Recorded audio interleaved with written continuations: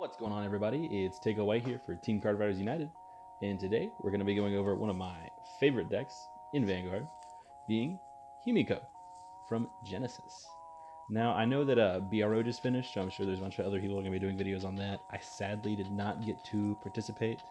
This might have been what I would have brought to that, but I do know that Bermuda apparently just murdered everyone, like usual.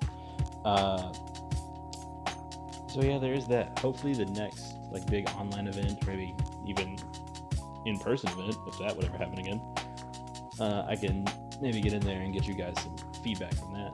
But let's just go ahead and get into today's deck profile. Alright, so we have, honestly, a fantastic card in Oracle Queen Himiko. She is like the first Genesis boss that we ever got, I'm pretty sure. And I've played her since she came out, even though when she first came out, and for a while she was kind of dookie. But her skill is Soul Blast 5, and you can put a crit or a draw from your soul to the bottom of your deck, and you activate that trigger for the same amount as the grade of your opponent's Vanguard. So whenever they're on grade 3, you just get to take that crit or that draw, stick it on the bottom of the deck, and then you get 3 draw triggers or 3 crit triggers. Obviously, with the way the deck functions now, you're almost never going to be picking draws. It was really cool back then for the niche defensive play of drawing 3 cards while giving your unit some power. But for the most part, you're going to be using it to grab crits. It's less about Himiko kind of makes this deck go off, but it's more about the cards that go with her that make the deck just kind of dumb. Alright, so the first one is the card that just made Genesis good. I think every single Genesis deck runs this except Astral Poets.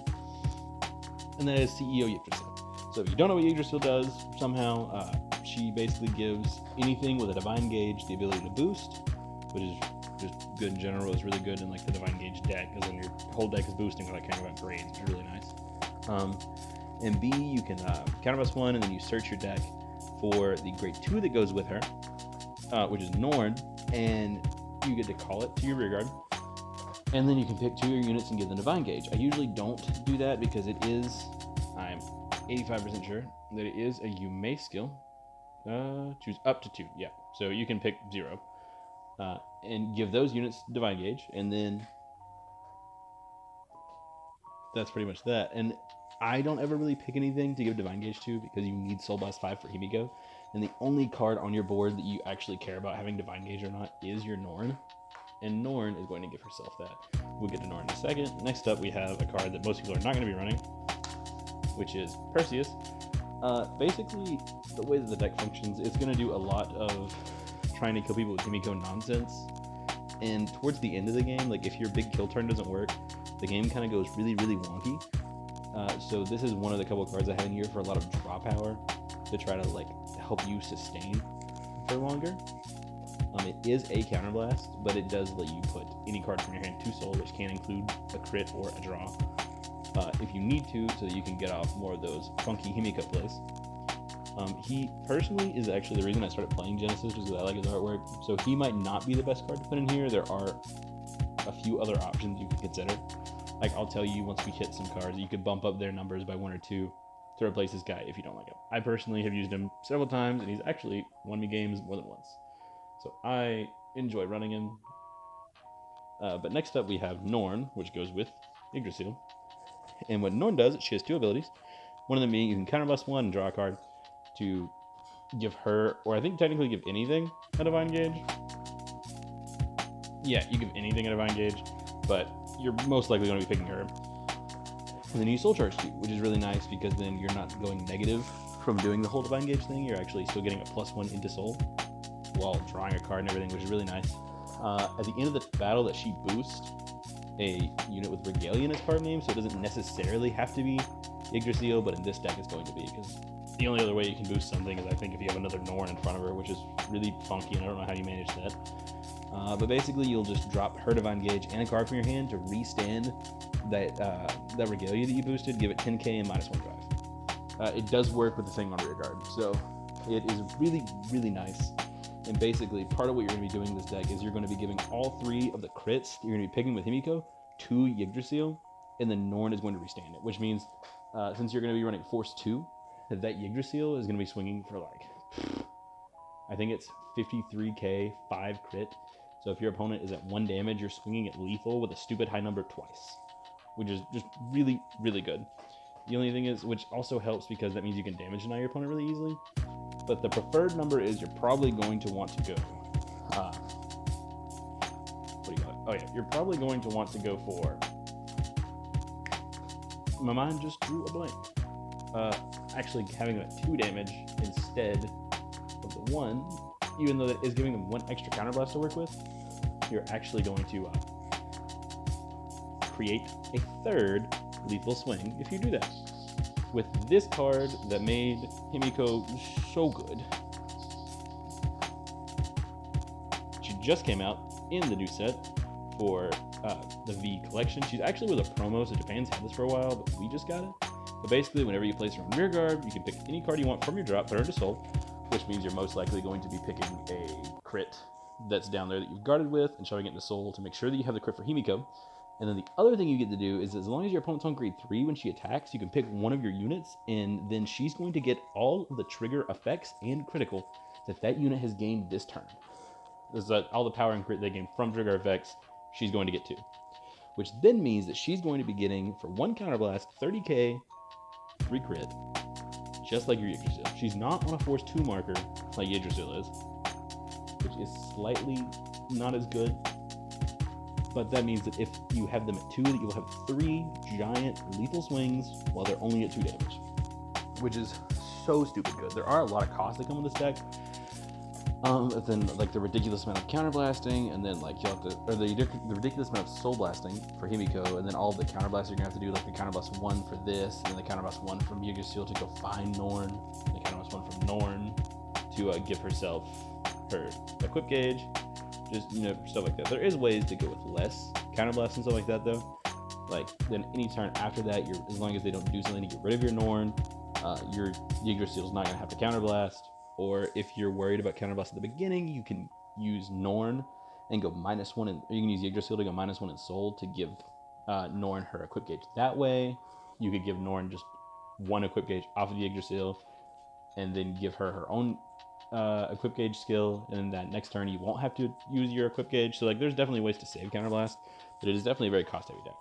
Either way, 3 lethal swings while they're on 2 damage is ridiculous. So now we need to come up with ways to get to our preferred board state quickly, because we have a lot of this very piece-heavy deck. We need a lot of specific things like certain costs and the whole trigger and soul thing. So one of the first cards that we're going to use for that is Chittarohime, and basically she's just Vanguard, Rearguard, Act. So you're just going to counterblast 1 to give something 3k, which kind of doesn't really matter. It will make your, I think her name's, Repler. It'll make Repler harder to guard, actually, because then she'll go from being a 40k swing with 4 crit to being a 43k swing with 4 crit, which means that no matter what kind of Vanguard they're on, it's going to be harder for them to guard it, which is really nice.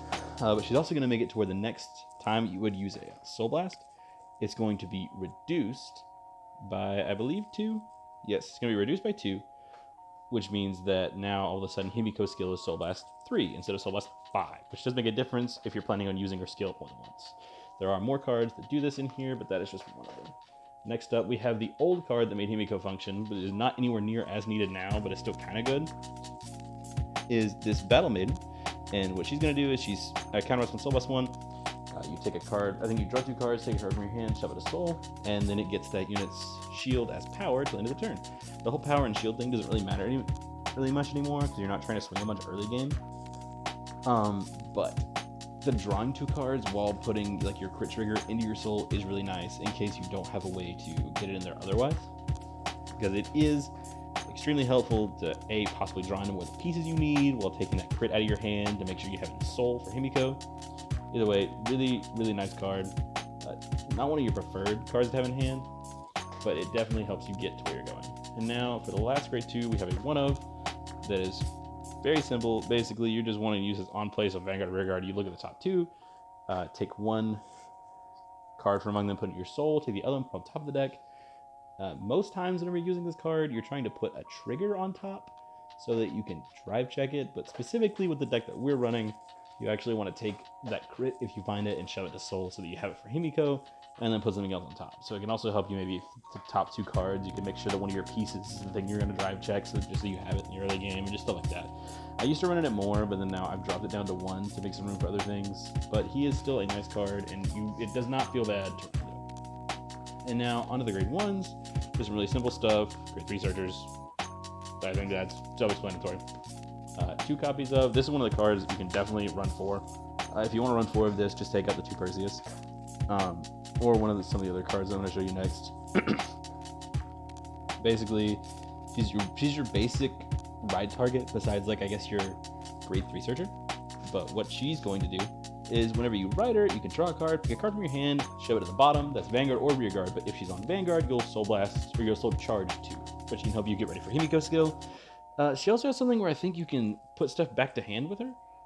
Yeah, so at the end of the battle that it boosts, you can Soul Blast 2 and return it to your hand so that you can use her recycle searching skill again if you want to, but I don't think I have ever once used that part of her skill because you need her Soul Blast for something else. Another good thing, though, is this grade 1, which is just going to help with saving costs without decking yourself out, because instead of running a bunch of cards that Soul Charge a ton, it's kind of helpful to have a lot of these cards like this, which are just reducing the amount we're having to Soul Blast, so that way we're not decking ourselves out to hit these Himiko Soul Blast numbers, because whenever you play this just for free, the next time you Soul Blast, it's reduced by 3. So she turns Himiko into a Soul Blast 2, which is really good because Himiko does take 6 cards out of Soul, not 5. She's Soul Blast 5, then you pick the crit from your Soul and take it out of your Soul for it to activate. So don't forget, Himiko is technically Soul Blast 6. You need 5 cards and then the crit. So this is really nice because it turns it into Soul Blast 2, take a crit out, which definitely is going to help with numbers. And then our last grade 1. This one's a little weird. Like, it's not quite as needed. This is definitely something else that you could take out if you wanted to run more of the other grade 1. She's just on place, rest her, give your Vanguard 10k, and then reduce the next Soul Blast by 2. So basically the same thing as that last card, except it's by 2 instead of 3, and it rests itself, but you are giving your Vanguard 10k. So like it makes up for it in certain ways. It's pretty much just the same card, different flavor. Now onto the triggers. We have 4 Heal Guardians. Heal Guardians are just standard in pretty much every deck now, with very few exceptions. They are going to help you survive against those really early rush decks and stuff like Dragonic Will of the X swinging at you for 50 billion crit while you're still in grade 2. There's a lot of different things like that it's going to help you out with. Then 4 drop PGs, because I feel like you do need PGs more than Sentinel crits, just for the sense of a lot of things swing really big, and I just really like just being able to drop one of these and nullify. I don't personally like Sentinel crits in this deck specifically. I wouldn't say anything if anyone wanted to run one. I would say you could definitely swap out 2 of these to run 2 Sentinel crits if you just wanted the extra crits to make sure that you're hitting those numbers. Or hitting like the crits in Soul with Himiko. But either way, PGs are nice there. Now, all that's left is your 8 critical. For a while, I was running 6 and 6 with draws and crits, but then I decided that I really think that you just need to, as often as possible, hit your crits and Soul to make sure Himiko goes off. Because there's nothing worse than not having the crit to make sure that Himiko is actually going to do what she's supposed to. Either way, this deck is really fun, at least for the person playing it. It's a little unfair, especially in like casuals. Your friend's trying out a new deck. This is probably not the thing you want to bring, because you basically just say, oh, that's cool, no counterblast for you, and then now either guard all 3 of these swings or die. It's really mean. Alright, well that's probably going to be it for this deck profile, guys. I have several deck profiles that are going to be coming up. Remember, we are probably going to be covering everything that just came out in the new clan selection, which is really nice. And I also am working on a spicy list for a really bad deck, because I want to make sure to highlight some of the more budget things that are going on in Vanguard to make sure that everyone has options in their price range. This deck specifically is a little bit more expensive because she is going to be getting a reverse very soon, so her price is up. She's like 20 a piece, or at least she was. Last time I looked, she might have gone up or down, I'm not sure. Yeah, I think that's going to be it for this video, guys. Remember to leave a like, comment, and subscribe, and I'll see you guys next time. Peace.